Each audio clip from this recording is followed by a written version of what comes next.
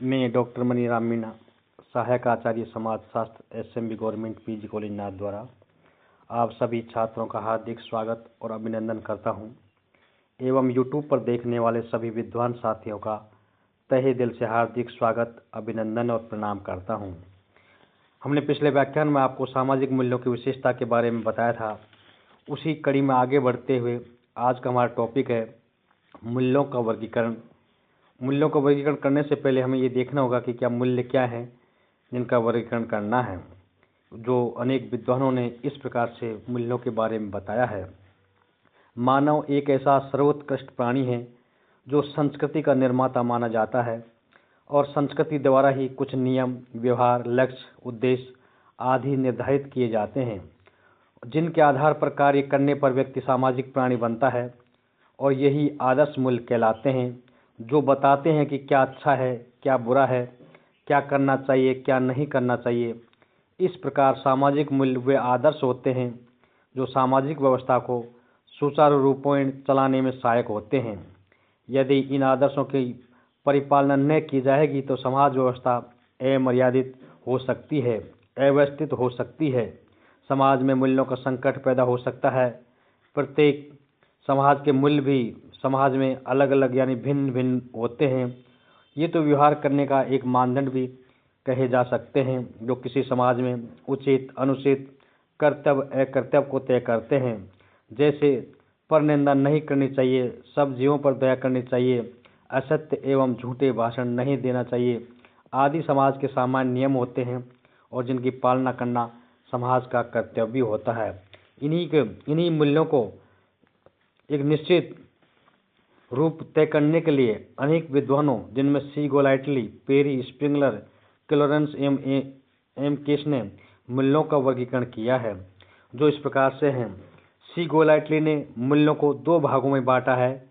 Number 1 अनिवार्य और second है व्यवहारिक मूल्य, जो इस प्रकार से हैं। मूल्यों के वर्गीकरण के अनेक आधार हैं। अनेक विद्वानों ने मूल्यों को भिन्न भिन्न श्रेणियों में विभाजित किया है।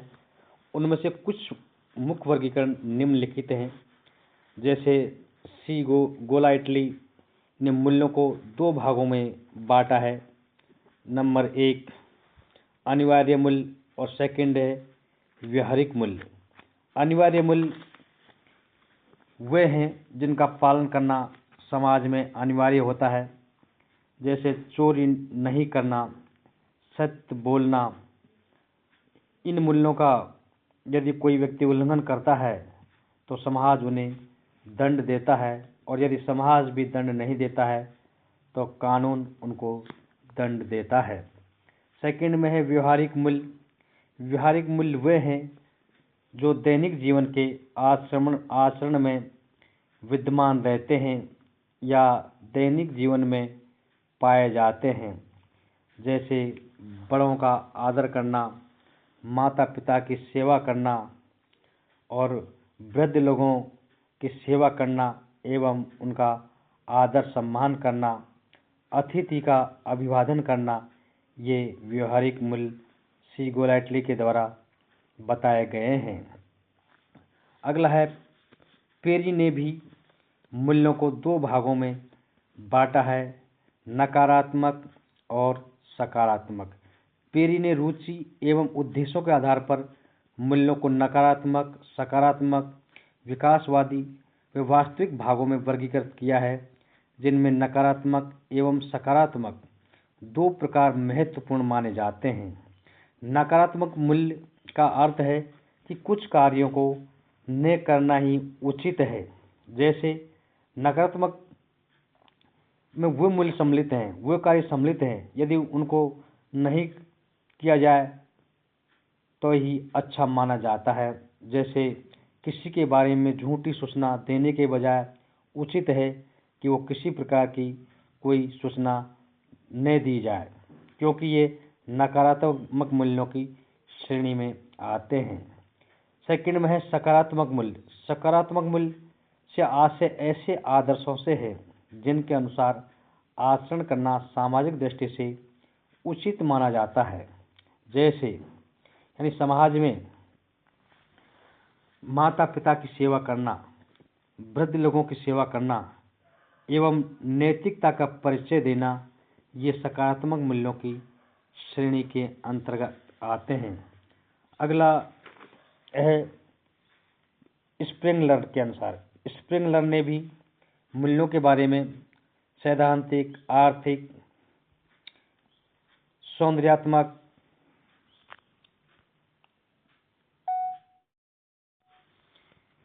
स्प्रिंगलर का वर्गीकरण स्प्रिंगलर ने भी मूल्यों को सैद्धांतिक, आर्थिक, सौंदर्यात्मक, सामाजिक, राजनीतिक और धार्मिक अनेक भागों में विभक्त किया है, जबकि कुछ विद्वानों ने मूल्यों को सुखवादी, सौंदर्यवादी, धार्मिक, आर्थिक, नैतिक तथा तार्किक आदि भागों में वर्गीकृत किया है। और इनमें से स्प्रिंगलर का वर्गीकरण है वो सर्वाधिक लोकप्रिय माना जाता है।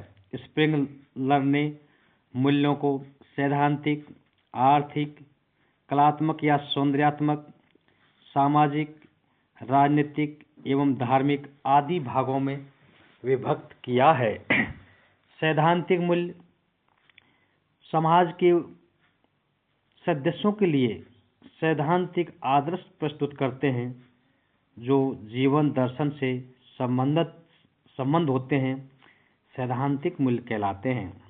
आर्थिक मूल्य हमारे आर्थिक जीवन से संबंध होते हैं, जैसे भविष्य के लिए कुछ बचत करना आवश्यक है जिससे आने वाला समय यानी आसानी से व्यक्ति का अपनी आवश्यकताओं को पूर्ति करते हुए निकल सके, वे आर्थिक मूल्य कहलाते हैं।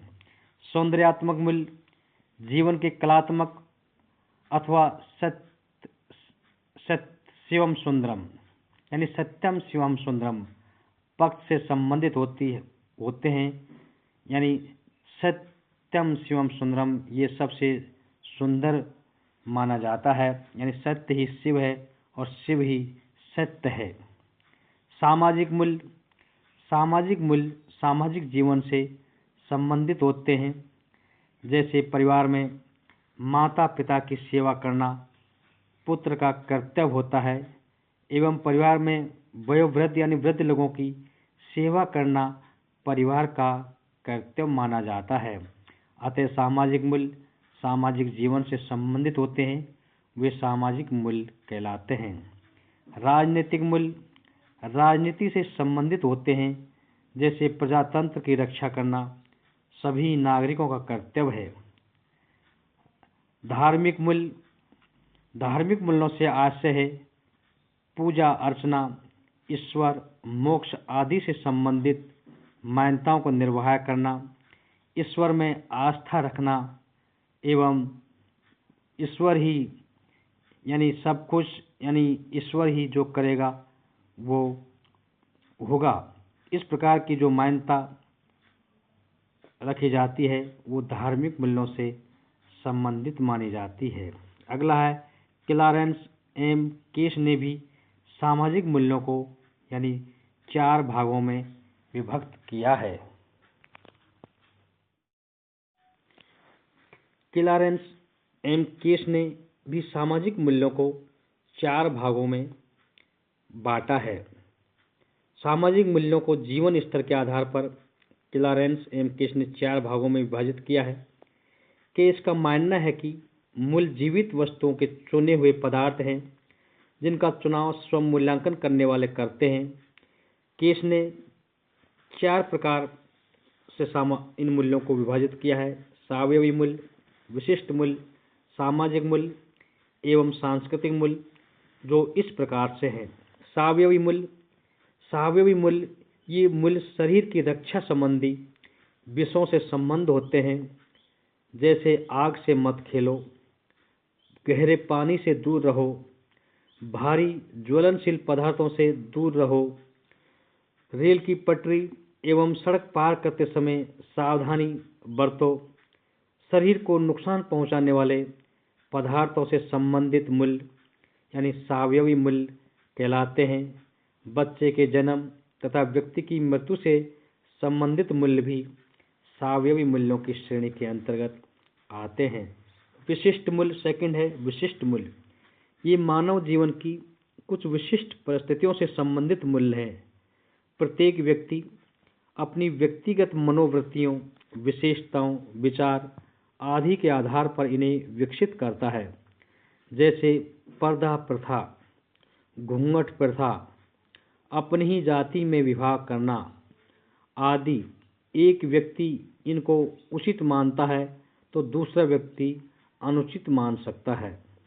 इस प्रकार व्यक्ति की मनोवृत्ति के आधार पर सकारात्मक अथवा नकारात्मक दोनों प्रकार के विचार हो सकते हैं। सामाजिक मूल्य। सामाजिक मूल्य सामाजिक जीवन के विभिन्न क्षेत्रों से संबंधित मूल्य इस श्रेणी के अंतर्गत आते हैं। जैसे सामाजिक व्यवहार, सहायता, सहयोग आदि से संबंधित मूल्य सामाजिक मूल्य हैं। जैसे दीन दुखियों की सहायता करो, माता पिता की सेवा करो, वयोवृद्ध लोगों की सेवा करो, वयोवृद्ध लोगों को आदर और सम्मान करो, अतिथियों का स्वागत करो, परस्पर सहयोग करो आदि। इस प्रकार के जो मूल्य हैं वो सामाजिक मूल्यों की श्रेणी के अंतर्गत आते हैं। अगला है नंबर 4 सांस्कृतिक मूल्य। सांस्कृतिक वे मूल्य हैं जो मानव की संस्कृति से संबंधित माने जाते हैं। जैसे प्राचीन परंपराएं, कला, लोक रीति, रूढ़ियाँ आदि तथा वे उपकरण एवं प्रतीक जिनका आविष्कार मनुष्य द्वारा किया था और जो पीढ़ी दर पीढ़ी हस्तांतरित होते रहते हैं तथा समाज में इन मूल्यों को उचित व उपयोगी भी उनको मानता है और मनुष्य इन मूल्यों को सांस्कृतिक जीवन को नियमित और नियंत्रित करने के कारण विकसित करता रहता है। ऐसे मूल्यों को सांस्कृतिक मूल्यों की श्रेणी में रखा गया है। हम आपको अगले वीडियो व्याख्यान में सामाजिक मूल्यों का महत्व एवं कार्य डॉक्टर राधाकमल मुखर्जी, दुर्खिम आदि के बारे में बताने का प्रयास करेंगे। धन्यवाद। थैंक्स।